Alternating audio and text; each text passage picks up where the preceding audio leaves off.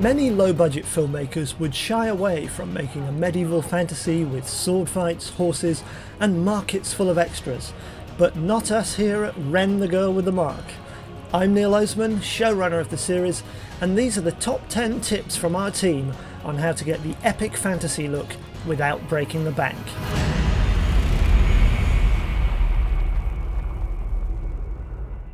Become a Marked One and join our Patreon community for exclusive insider access, merch, interviews, bloopers, downloads, short stories and more.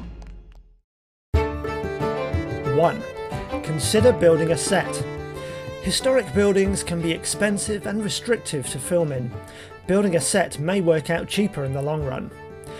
Director Kate Madison weighed up the costs of shooting Ren Season 1's numerous village scenes at an open-air museum, including transport and accommodation for cast and crew, versus the limited hours of shooting the museum would permit, and decided that building a set at a disused factory much closer to home would be more cost-effective. For Season 2, on the other hand, the small number of village scenes didn't justify the effort of building a set, and a location, in this case Little Woodham 17th century village, was the best option. 2. Scavenge. When assembling materials to build sets, don't go straight to B&Q. Use services like FreeCycle and Set Exchange, and look out for any building work going on in your local area. Is there anything they're throwing out that might be useful to you? If you see a skip with something useful in it, ask the owner if they mind you taking it. One of Ren's most beautiful sets, Khan's house, was constructed out of willow discarded by a crew member's mother's neighbour and bonfire material from a fencing company. The market stalls in Season 2 were built from old skate ramps, while the carriage reused flats acquired from Set Exchange. 3. Look after your volunteers. You'll need a lot of people to make the sets, props and costumes, and perhaps to appear as extras too. Treat them well, feed them, thank them, solicit their creative input, make them feel valued and involved, and they will come back again. And they might even bring friends and relatives with them.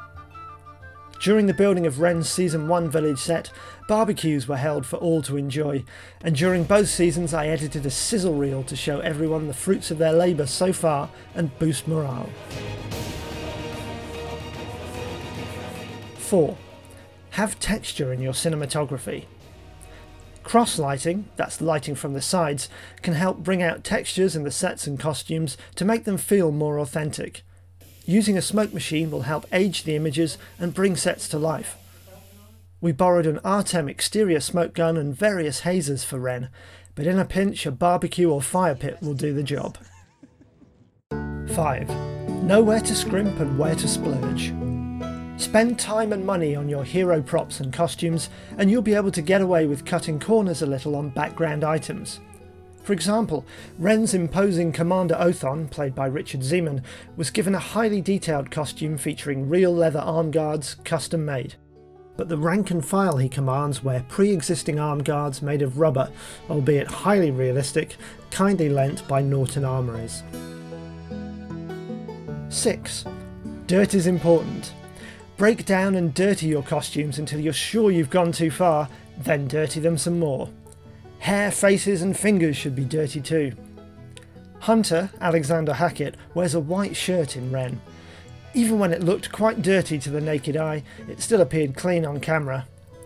Buy dirt powder for skin, and for props and costumes there's Dirty Down spray, or just use the real thing. 7. Safety first. Use only blunted swords and find an experienced fight choreographer to ensure that action is carefully rehearsed and safely executed. Ren's fight scenes were typically rehearsed with sticks, foam swords or even toy lightsabers to begin with.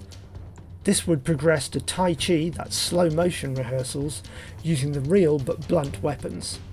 Our fight choreographer, Ronan Trainer of Independent Drama, would then ask the actors to gradually increase the speed over several more rehearsals before shooting.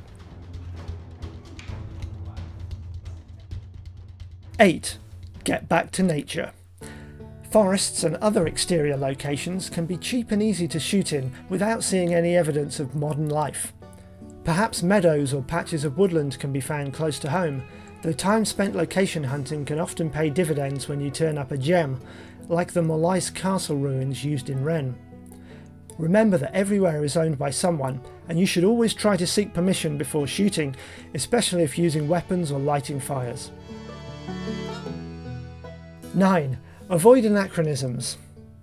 Painting out anachronisms in post-production is fairly easy to do these days, but if you're not technically minded, you might want to get some advice from a VFX artist in pre-production to avoid saddling yourself with a lot of footage that is difficult and time-consuming to correct in post.